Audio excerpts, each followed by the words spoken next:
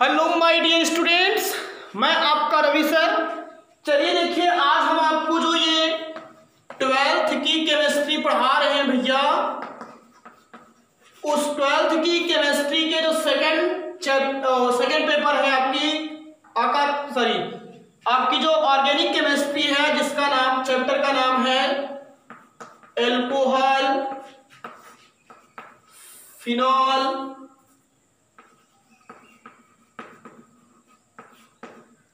एवं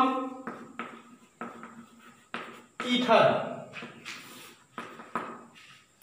alcohol, phenol, ether जो ये चैप्टर हम लोग पढ़ रहे हैं भैया, इस एल्कोहल, फिनॉल, ईथर वाले चैप्टर का आज हम आपको क्या कर रहे हैं, अगला पार्ट आपको आज बताने जा रहे हैं।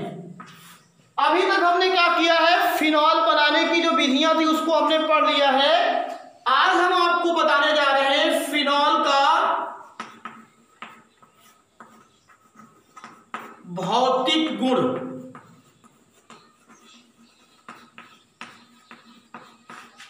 Physical property of phenols. तो फिनॉल की जो फिजिकल प्रॉपर्टी होती है, सबसे पहली चीज तो ये रंगहीन होता है, और अवस्था जो होती है इसकी, ये क्रिस्टली ठोस होता है। कैसा होता है? क्रिस्टली ठोस होता है। और प्रकृति जो फिनॉल की हुआ करती है, दुर्बल अम्लीय होती है, ये चीज ध्यान दीजिएगा। और इसका जो एक तरीके से अगर आपसे हम कहें, गलनांक जो होता है वो 42 डिग्री सी होता है, और जो क्वथनांक होता है जिस पर ये बॉयल किया करता है, वो आपका 182 डिग्री सी होता है। तो जैसे आप सबकी फिजिकल प्रॉपर्टी लिखते हो रंग, तो यहां क्या लिख दोगे आप, रंगहीन।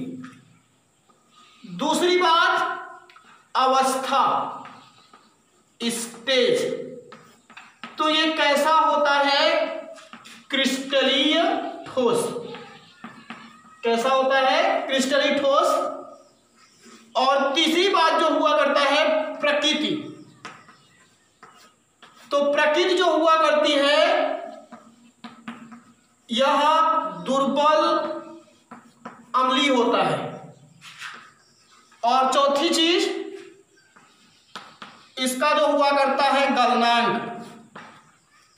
गलनांक जो होता है 42 डिग्री सी। ये सब चीजें वैसे यहाँ थ्योरेटिकली हैं। और क्वथनांक जो होता है, क्वथनांक, वो जो होता है 182 डिग्री सी होता है। तो ये आपकी मैंने क्या बता दिया, फिनॉल की क्या बताया आपको, फिजिकल प्रॉपर्टी।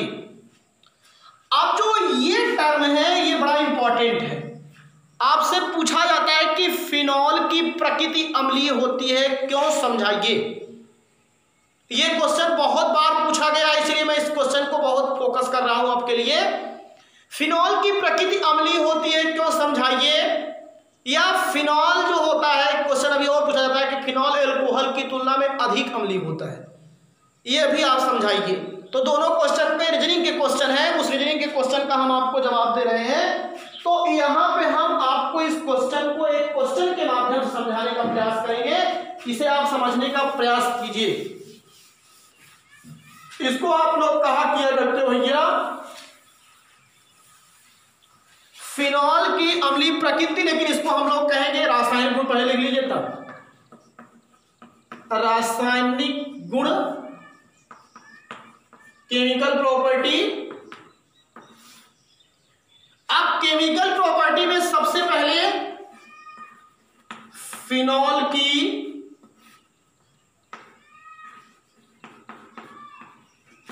अम्लीय प्रकृति। फिनॉल की अम्लीय प्रकृति, acidic nature of phenol. Acidic nature of phenols, they are most important topic for board examination.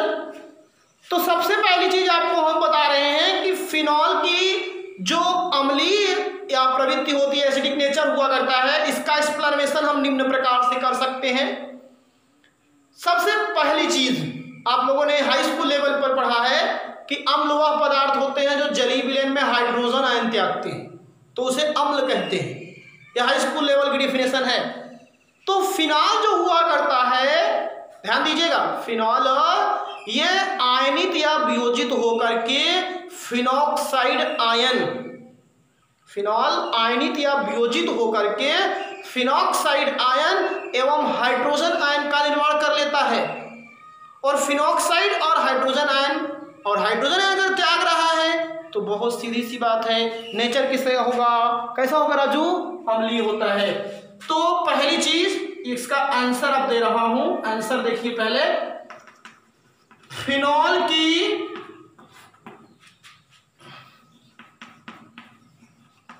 या अम्लीय प्रकृति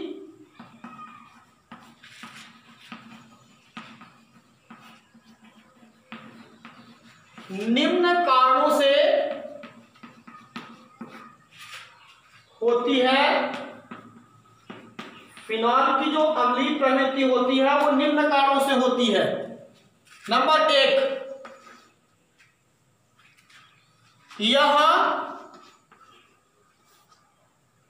वियोजित कौन, यह फिनॉल या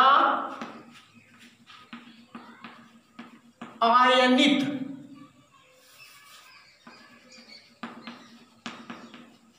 होकर they are dissociate and ionized, give out phenoxide ion and hydrogen ion, वियोजित होकर आयनित होकर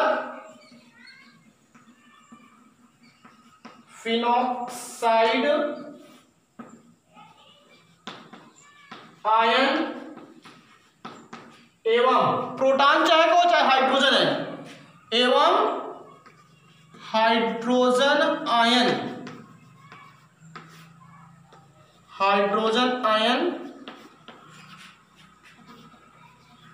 त्यागता है या रिमूव करता है, वियोजित करता है। अब जैसे रिएक्शन, तो पहली चीज तो ये हो गया आपकी बेंजीन रिंग। अब सब लोग जानते हो बेंजीन रिंग में रेजोनेटिव गुण पाया जाता है। तो जैसे इसको सॉल्यूशन में घोला जाता है, ये फिनॉल क्या होता है, डिसोसिएट हो जाता है इस रेजोनेटिव स्ट्रक्चर के कारण। और ये डिसोसिएट होने का, क्योंकि यहाँ एक चीज अभी जान लीजिएगा कि फिनॉल में जो यह आपका हाइड्रोक्सिल समूह है वो बेंजीन रिंग के sp2 संकृत कार्बन से जुड़ा होता है। मोस्ट इंपॉर्टेंट फैक्ट, जो यहाँ पे ये कार्बन होता है वो कैसा हाइब्रिडाइड होता है, sp2 संकृत होता है, तो उससे जुड़ा होता है, तो इलेक्ट्रोनेगेटिविटी ज्यादा होती है इसकी। तो इस तरीके से आपको यहाँ बता रहे हैं कि ये हाइड्रोजन आयन त्याग देता है। तो यहाँ पे अब क्या बनता है, ये आपका, और यहाँ बन गया O, इस ऑक्सीजन के ऊपर यहाँ माइनस चार्ज, और फिर आपका क्या हो जाता है, प्लस। तो अब ये क्या निकलता है आपका, अब इसका नाम क्या है बताओ, फिनॉक्साइड आयन। और ये फिनॉक्साइड आयन है, और ये आपका कौन सा है, हाइड्रोजन आयन। क्या है आपका ये, हाइड्रोजन आयन। तो ये फिनॉक्साइड आयन और ये हाइड्रोजन आयन। तो पहला कारण तो यही होगा आपका कि यह वियोजित या आयनित होकर के फिनॉक्साइड आयन या हाइड्रोजन आयन को त्यागता है, जिसके कारण इसका नेचर कैसा होता है, अम्लीय होता है। पहली बात आपको कंफर्म करा दिया। यहां से एक चीज को कंफर्म आनी चाहिए, इस बात को ध्यान दीजिएगा। दूसरी बात ये हुआ करती है फिनॉल के एसिडिक नेचर की। आपको मालूम है कि कोई भी अम्ल होता है, अगर उसके अंदर एसिडिक नेचर है, तो अगर उसकी अभिक्रिया हम सक्रिय धातुओं से करते हैं तो वो क्या किया करता है, हाइड्रोजन गैस मुक्त करता है। जैसे अल्कोहल में मैंने बताया था, तो वैसे फिनॉल भी जो होता है ये सक्रिय धातुओं, जैसे आपकी कौन कौन सक्रिय धातु, सोडियम हुई, पोटेशियम हुआ, एल्युमिनियम हुआ, इन सभी से ये क्रिया अगर करता है तो ये क्या करता है, सॉल्ट का निर्माण करता है और हाइड्रोजन गैस मुक्त करता है। तो नंबर दूसरा है इसकी एक्सप्लेनेशन में, सक्रिय धातुओं से क्रिया, रिएक्शन विथ एक्टिव मेटल। तो यहां जवाब दे रहा हूं, फिनॉल सक्रिय धातुओं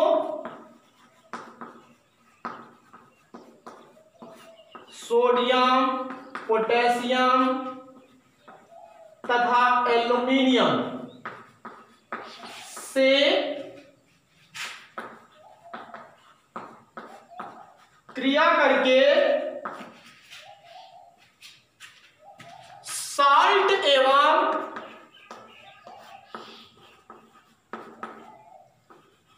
हाइड्रोजन गैस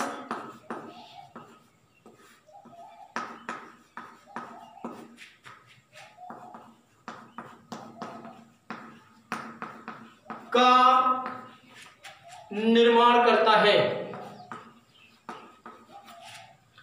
फिनॉल जो होता है अम्लीय नेचर होने के कारण ये सक्रिय धातुओं जैसे सोडियम, पोटेशियम तथा एल्युमिनियम से क्रिया करके साल्ट बनाएगा और क्या करता है, हाइड्रोजन गैस का निर्माण करता है। तो ये लीजिए आपका फिनॉल, ये OH, यहां से आपका क्या हो गया, ये फिनॉल प्लस सक्रिय धातु में सबसे अच्छा इंपॉर्टेंट सोडियम होता है, ले लीजिए सोडियम, ये हो गई। अब यहां से देखिए ये एक्टिव मेटल है और अगर इसका नेचर एसिडिक है तभी तो यहां से हाइड्रोजन गैस को निकालेगा।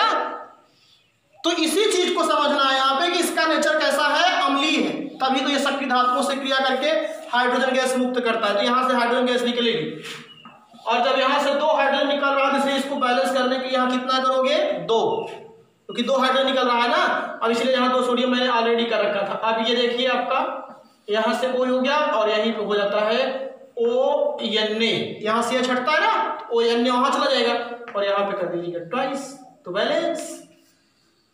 और ये जो है इसी का नाम है आपका सोडियम फिनॉक्साइड। क्या है ये, फिनॉक्साइड। और ये कौन सी गैस बाहर हो रही है, हाइड्रोजन गैस। और कुछ तो आप लोग भी जानते हैं, जैसे लिटमस पेपर ले जाओगे तो लाल कर देगा, अम्लीय है ना, तो एसिडिक नेचर होने का फिनॉल जो लिटमस पेपर होता है उसको लाल रंग में बदल देता है। ये सब चीजें नॉर्मल है, इसलिए इसको हम ऐसे ही ओरली बता देते हैं। तीसरी बड़ी चीज, आपको एक रिएक्शन बताया गया होगा उदासीनीकरण अपक्रिया। जब कोई अम्ल और क्षारक अपक्रिया करते हैं तो साल्ट और क्या बनता है, जल बनता है। तो अगर फिनॉल में अम्लीय नेचर है तो अगर इसकी हम किसी क्षारक से अपक्रिया करा देंगे तो सॉल्ट बनेगा और क्या बनता है, जल। और अम्ल और क्षारक की अपक्रिया से साल्ट एवं जल का निर्माण होना ही क्या कहलाता है, उदासीनीकरण अभिक्रिया। तो हम यहां पे जो बताने वाले हैं अगला रिएक्शन, इसी को हम लोग चाहे कह दें क्षारीय जल अवघटन कह दें, या इसी का एक नाम हम कह दें उदासीनीकरण अभिक्रिया। इसी को क्या कहते हैं, उदासीनीकरण अभिक्रिया। तो हम बता रहे हैं फिनॉल की अभिक्रिया सोडियम हाइड्रोक्साइड से अगर की जाती है तो फिर सोडियम फिनॉक्साइड और क्या प्राप्त होता है, जल। और सोडियम फिनॉक्साइड आपका क्या होता है राजू, सॉल्ट होता है। और आप क्षारक क्या है, NaOH, उधर बन गया सॉल्ट और क्या बन गया, जल। तो एक स्थान बचा क्या है, फिनॉल। तो फिनॉल का नेचर कैसा होगा, अम्लीय होगा। तो यहां पे बता रहे हैं, ध्यान दीजिएगा, फिनॉल की अभिक्रिया कास्टिक सोडा NaOH के साथ करने पर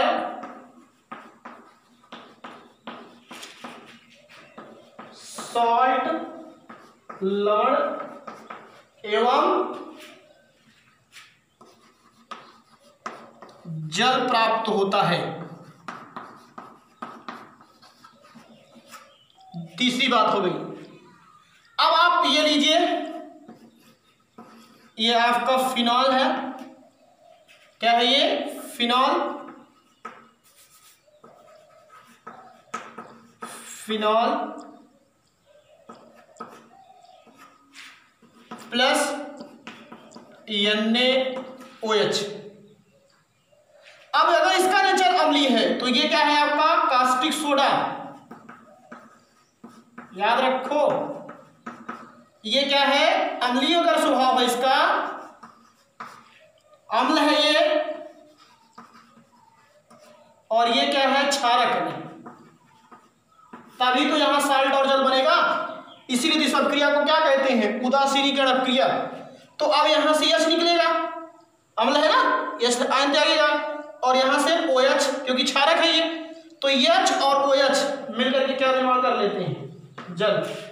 उदासीनीकरण अपक्रिया का मतलब भी होता है कि वह अपक्रिया जिसमें अम्ल का हाइड्रोजन आयन और क्षारक का हाइड्रोक्साइड आयन, अम्ल का हाइड्रोजन आयन और क्षारक का हाइड्रोक्साइड आयन मिल करके किसका निर्माण करते हैं, जल का, उसे भी कौन सी अपक्रिया कहते हैं, उदासीनीकरण अपक्रिया। तो अब यहां बोलिए क्या हो जाएगा राजू, ये, और यहां हो गया ONSRT तो है, सोडियम फिनॉक्साइड, क्या है ये, सोडियम फिनॉक्साइड, और ये क्या है आपका, जल। तो हम आपको इस तरीके से फिनॉल की, आपसे एग्जाम में जो क्वेश्चन पूछा जाएगा कि और वह रासायनिक अपक्रिया दीजिए जिससे स्पष्ट हो जाए कि फिनॉल का नेचर एसिडिक होता है, तो आप इस क्वेश्चन का जवाब यही दे सकते हैं। चलिए तो आगे आपको चलते हैं। आगे जो टॉपिक हम बताने जा रहे हैं उस चीज को आप लोग थोड़ा ध्यान से समझने का प्रयास कीजिएगा Raju.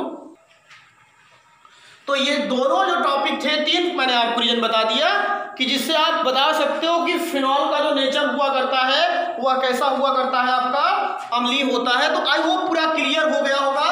Due to hydrogen ion और फिर एक्टिव मेटल के साथ इसका जब रिएक्शन किया जाएगा तब वहां पे आप बता सकते हो कि ये अम्लीय होता है। और अगली चीज मैंने आपको बता दिया कि इसमें क्या हुआ करता है, ये क्षारक से क्रिया करता है तो साल्ट और किसका निर्माण करता है, जल का निर्माण करता है। अतः इसमें भी क्या हुआ करता है, अम्लीय गुण पाया जाता है। एक यहीं पर एकदम दिमाग में आपकी ये बातें हैं, यही समझा देता हूं, ध्यान दीजिएगा।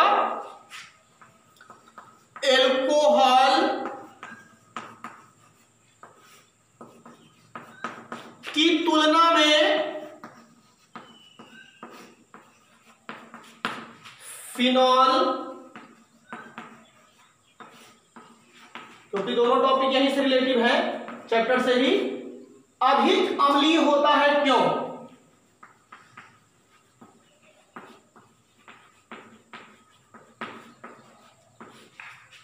एल्कोहल की तुलना में जो फिनॉल होता है ये अधिक अम्लीय होता है।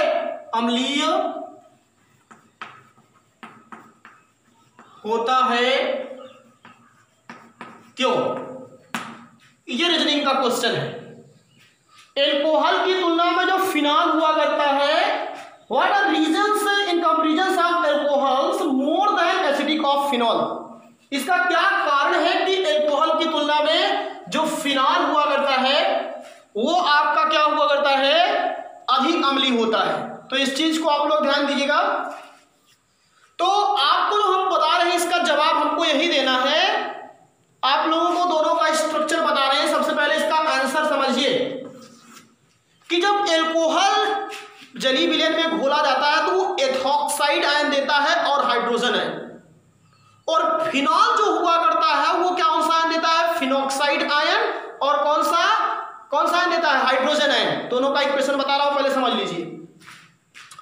जैसे मैं एथिल अल्कोहल का एग्जांपल ले रहा हूं, तो एथिल अल्कोहल का क्या होता है, एथिल अल्कोहल को अगर आप डिसोसिएट करोगे तो यहां पे ये बनता है C2H5O माइनस और ये प्लस बनेगा H प्लस।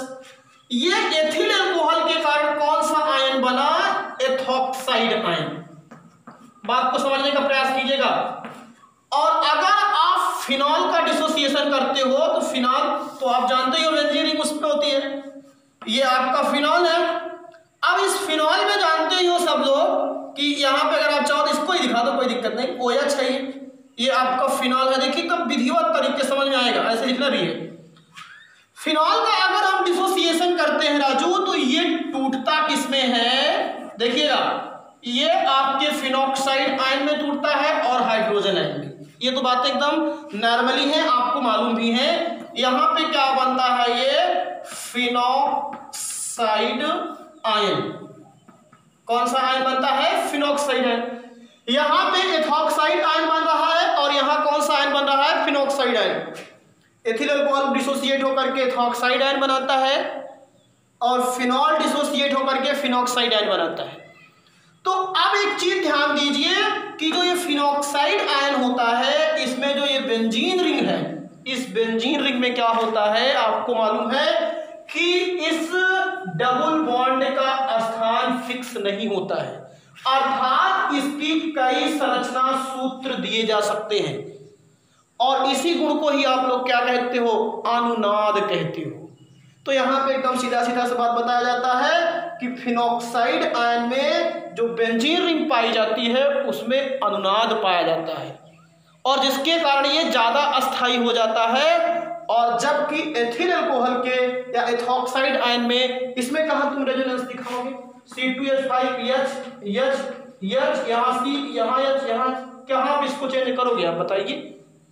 इसमें अनुनाद का गुण नहीं पाया जाता है लेकिन इसमें रेजोनेटिव गुण पाया जाता है फिनॉक्साइड आयन में, और इसमें आपके रेजोनेटिव गुण नहीं पाया जाता है, जिसके कारण इसकी स्टेबिलिटी ज्यादा होती है, अस्थायित्व किसकी तुलना में? एथॉक्साइड आयन की।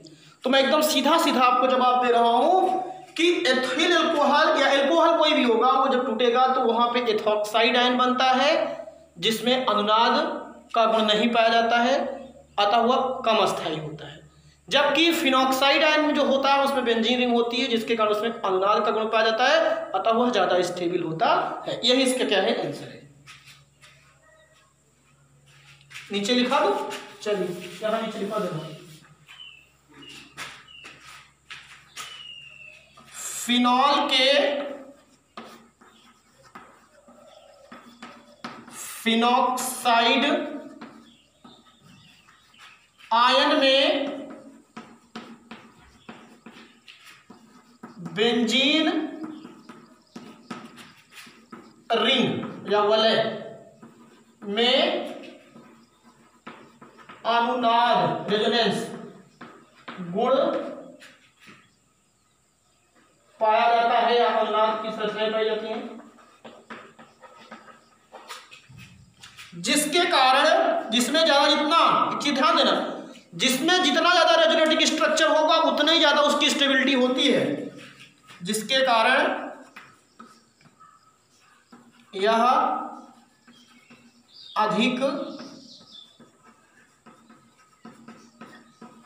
अस्थायी होता है। जबकि एथॉक्साइड आयन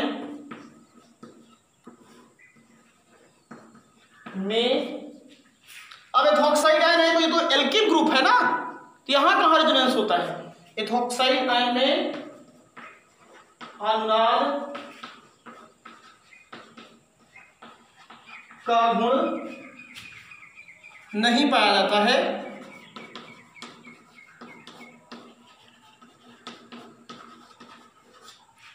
अतः यह कम अस्थायी होता है, और जब अस्थायी कम है तो इसकी एसिडिक नेचर कम हो जाती है। जवाब मिल गया पूरा। एल्कोहल की तुलना में फिनॉल अधिक अम्लीय होता है, क्यों? तो आपको एल्कोहल का आपने डिसोसिएशन किया था, ऑक्साइड आयन बना, फिनॉल के डिसोसिएशन से फिनॉक्साइड आयन बना। तो फिनॉल के फिनॉक्साइड आयन में बेंजीन रिंग के फिनॉक्साइड आयन के बेंजीन रिंग में अनुनाद का गुण पाया जाता है, जिसके कारण यह अधिक अस्थायी होता है, जबकि एथॉक्साइड आयन में अनुनाद का गुण नहीं पाया जाता है, अतः यह कम अस्थायी होता है, जिसके कारण एल्कोहल की तुलना में फिनॉल क्या होता है? अधिक अम्लीय होता है। तो ये रीजनिंग का क्वेश्चन था जो हमने आपको बताया।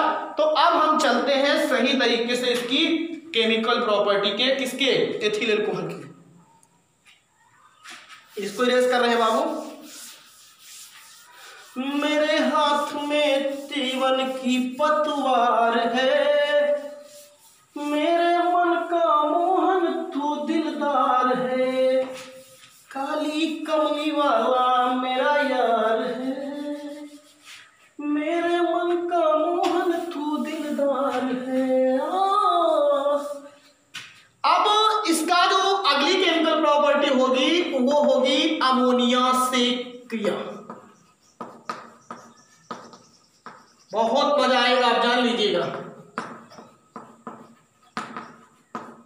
अमोनिया से क्रिया, अभी जो हम ये प्रॉपर्टी बता रहे हैं, एक या दो प्रॉपर्टी, ये एकदम एज लाइक एल्कोहल की है। जैसे आपको मैं बता रहा हूं कि फिनॉल की अगर अभिक्रिया एल्कोहल अमोनिया से करोगे तो उसका OH ग्रुप हट जाएगा, और OH ग्रुप हटेगा, हाइड्रोक्सिल समूह विस्थापित होता था ना फिनॉल एल्कोहल में, तो OH समूह हट जाएगा और वहां पे एमीन समूह आ जाएगा। तो अब आप बताइए क्या बनता है? फिनॉल की अभिक्रिया अगर अमोनिया से की जाती है तो एनिलीन प्राप्त होता है। चलिए देखिए यहां पे, फिनॉल की अभिक्रिया किसके साथ? अमोनिया के साथ। किसके साथ? अमोनिया के साथ करने पर क्या प्राप्त होता है? एनिलीन। मेन प्रोडक्ट क्या होगा? एनिलीन प्राप्त होता है। मजा आएगा, जान लीजिएगा। तो ये हो गया आपका फिनॉल, और यहां हो गया OH और प्लस NH3, ये है फिनॉल, और ये आपकी क्या है? अमोनिया।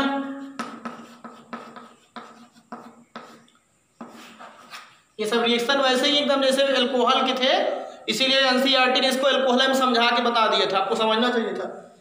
अब यहां से पूरा का पूरा OH हटेगा और इसमें से कौन सा ग्रुप निकलेगा? NH2। जब यहां से NH2 गया तो यहां क्या बचा? NH2 निकल गया तो H बचा, और इसका OH बाहर क्या हुआ?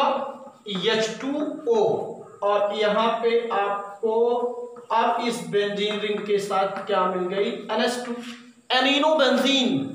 और इसी एमिनो बेंजीन का जो नाम है वो नाम क्या है? एनिलीन। क्या नाम है राजू? एनिलीन। तो फिनॉल की अभिक्रिया अगर अमोनिया के साथ करते हैं तो एनिलीन प्राप्त होता है। तीसरा, फास्फोरस पेंटाक्लोराइड से क्रिया।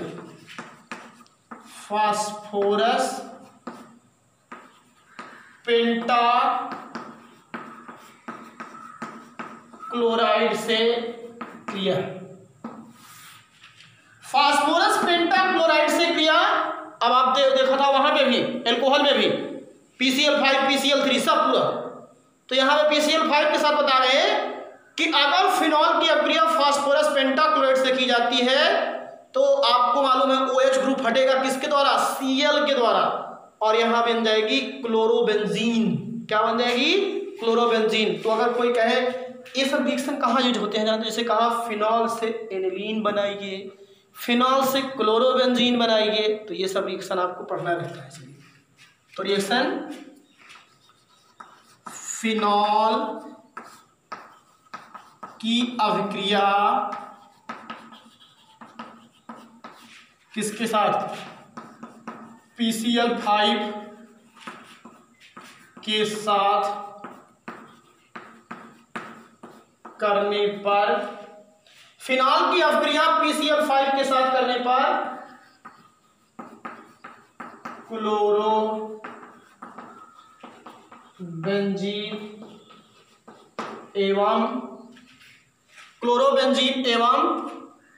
फास्फोनिल क्लोराइड, फास्फोनिल क्लोराइड उसमें भी बना था, फास्फोनिल क्लोराइड का जल, जल क्या होगा? हाइड्रोक्लोरिक अम्ल, HCl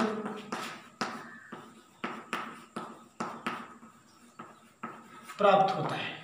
एकदम पूरा अल्कोहल जैसी रिएक्शन है सभी। ये है फिनॉल, यहां OH,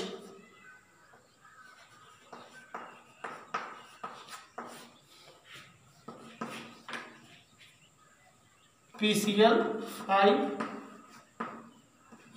अब चलिए यहां से पूरा OH हटेगा, इसमें से Cl निकल के आ गया, तो ये बेंजीन रिंग और यहां पे Cl। अब यहां से हटाइए OH पूरा, तो इसमें से H और इसमें से एक Cl, बाहर क्या हो गया? HCl, और क्या बचा, P और O, और इसमें से 3 Cl बचा है, तो ये हो गया POCl3। यही है, ये जो मेन प्रोडक्ट है इसी का नाम हम लिखते हैं केवल। आपको मिल के आ गया ये क्लोरोबेंजीन। तो फिनॉल की अपक्रिया अगर हम PCl5 के साथ किया करते हैं तो आपको क्या मिलता है, क्लोरोबेंजीन, और क्या मिलती है, हाइड्रोक्लोरिक अम्ल और फास्फोनिक क्लोराइड। तो अब अगले रिएक्शन की तरफ हम चला किया करते हैं, और अगला जो 2 रिएक्शन आपको हम बताने जा रहे हैं, ध्यान दीजिएगा, वो दोनों ही रिएक्शन आपके लिए एग्जामिनेशन के व्यू से इंपॉर्टेंट हैं, वो एग्जाम में पूछे भी जाते हैं, इस चीज को आप लोग ध्यान दीजिएगा सब लोग। तो इसके अंदर जो 2 रिएक्शन है वो आपको, अब दोनों ही रिएक्शन जो बताने जा रहे हैं वो बहुत इंपॉर्टेंट है। एक है फिनॉल का रिएक्शन जिंक पाउडर के साथ, जिंक डस्ट के साथ, और दूसरा रिएक्शन है फिनॉल की अपक्रिया, जान लीजिए वो किसके साथ आपको बताना है, थैलिक एनहाइड्राइड के साथ। किसके साथ बतानी है, थैलिक एनहाइड्राइड के साथ। तो आई होप ये कौन सा रिएक्शन है, नंबरिंग तो भूल गया, पहला था वो अम्लीय गुण, दूसरा कौन किसके साथ, चलिए ठीक है, नंबर आप लोग डाल दीजिएगा।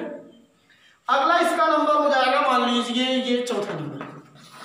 आपको क्या इसका होगा रिएक्शन, जिंक पाउडर से क्रिया।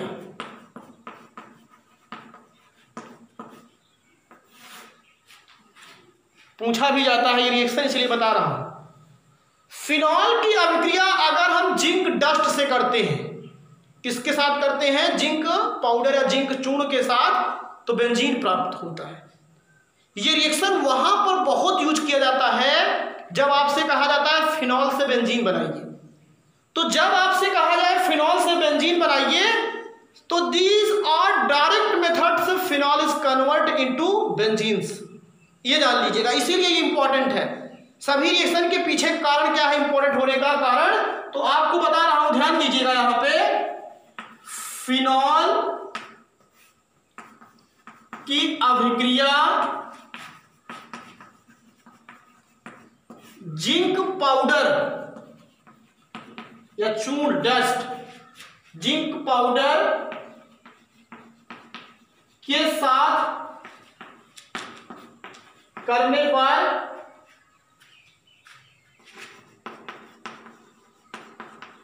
बेंजीन प्राप्त होती है।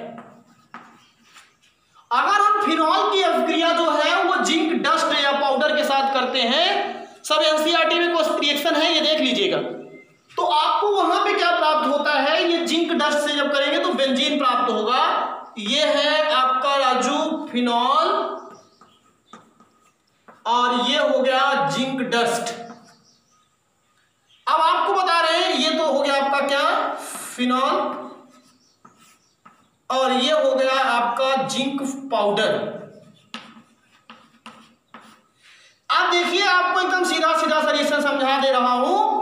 यहां से देखिए, ये जो जिंक है इस O से क्रिया कर लेता है। अगर आप और अच्छा देखें तो हम इसको अगर लिख दें HO, तो ये ऐसे नहीं, तो आप ऐसे समझ लीजिए, बस केवल ये O इस जिंक के साथ चला आता है, तो यहां बन जाता है ZnO, ये जिंक ऑक्साइड, जिंक और ये O, और ये H कहां जाएगा, बेंजीन रिंग के अंदर, और जब ये रिंग के अंदर चला गया तो आपको ये मिल के आ गई बेंजीन। क्या मिल गई, बेंजीन। जो बच्चे अगर इस तरीके से नहीं समझ सकते हैं तो वो ऐसे भी समझ सकते हैं, C6H5OH, यही तो है, O और फिर क्या है ये, H, फिनॉल है ये, क्या है राजू, फिनॉल है ये। अब इसकी अभिक्रिया जिंक डस्ट से की गई है, जैसे ही इसकी अभिक्रिया जिंक डस्ट से करोगे तो यहां से O,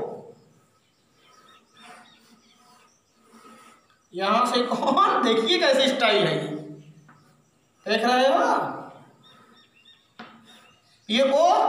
अब ये क्या बाहर हो गया आपका ZnO, और बचा क्या C6H5। अब देखिए ये इधर आ गया कि नहीं, तो कहा रिंग के अंदर चला जाएगा, तो यहां हो गया C6H6, और ये आपकी क्या हो गई, बेंजीन हो गई। तो फिनॉल की अभिक्रिया अगर जिंक पाउडर के साथ की जाती है तो आपको क्या प्राप्त होता है? बेंजीन प्राप्त होता है। और अगला रिएक्शन जो अब बताने जा रहे हैं वो महा इंपॉर्टेंट रिएक्शन है। वो आपसे पूछा जाता है कि फिनॉल से फिनोल्फथलीन कैसे बनाई जाती है, या थैलिक एनहाइड्राइड को H2SO4 या P2O5 की उपस्थिति में गर्म करने पर फिनॉल के साथ क्या प्राप्त होता है। ऐसे रिएक्शन एग्जाम में पूछा जाता है। फिनॉल की अभिक्रिया थैलिक एनहाइड्राइड से करने पर क्या प्राप्त होता है, या थैलिक एनहाइड्राइड फिनॉल से फिनोल्फथलीन कैसे बनाया जाता है। तो ये आपको हम बता रहे हैं, इस तरीके से आप लोग ध्यान दीजिएगा, ये आपको बहुत अच्छा समझ में आएगा। जान लीजिए यहां से। तो अगला थैलिक एनहाइड्राइड से क्रिया, किसकी क्रिया? फिनॉल की। यह क्वेश्चन पूछा जाए फिनॉल से फिनोल्फथलीन, क्या पूछा जाए? फिनॉल से फिनोल्फथलीन बनाना। तो पूरा रिएक्शन सुनिए। पहली बात तो थैलिक अम्ल क्या होता है यही जान लो।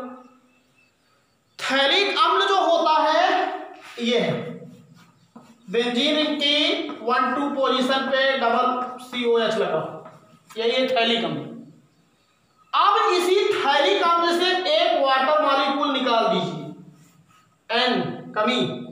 और जब एक वाटर मॉलिक्यूल की कमी, तो मैंने बताया था एसिड के अणुओं से जब वाटर मॉलिक्यूल निकाल दिया जाता है तो आपको जो प्राप्त होने वाला कंपाउंड होता है वो आपका क्या कहलाता है? बताइए जल्दी से। वो आपका कहलाता है एनहाइड्राइड। तो अब देखिए CO CO CO CO और एक को बीच में था, यहां पे रख दिया। तो ये था थैलिक अम्ल, एक वाटर मॉलिक्यूल निकाल दिया तो इससे क्या बना? Phthalic anhydride. पहले फार्मूला कैसे मेक किया जाता है, इसकी ओरिजिन कैसे की जाती है, उसको समझने का प्रयास कीजिए। ये थैलिक एसिड है और एक वाटर मॉलिक्यूल निकाल दिया तो बचा क्या? Phthalic anhydride. देख लीजिए, ये CO और CO और ये डबल बॉन्ड और एक ऑक्सीजन था, दोनों को बीच में रख दिया ताकि दोनों का झगड़ा ना हो। ये चीज ध्यान दीजिएगा। तो आपको हम बता रहे हैं, ध्यान दीजिए। अब आपको जब ये चीज पहले बेसिक चीज अगर आपको मालूम हो जाती है तो रिएक्शन लिखने में कोई दिक्कत होती नहीं है। चलिए देखिए, थैलिक बड़ा अच्छा रिएक्शन है, बहुत खूबसूरत है। थैलिक एनहाइड्राइड की अभिक्रिया, थैलिक एनहाइड्राइड की अभिक्रिया H2SO4, ये सब निर्जलीय कारक होते हैं, P2O5, H2SO4 और ये P2O5 they are dehydrating reagent because it presence of removal of water molecule to the reactant compound. अब थैलिक एनहाइड्राइड की अभिक्रिया अगर H2SO4 या P2O5 के साथ P2O5 की उपस्थिति में, याद रखियो, उपस्थिति में फिनॉल के साथ, इसके साथ फिनॉल के दो मॉलिक्यूल लिए जाते हैं इसमें, फिनॉल के साथ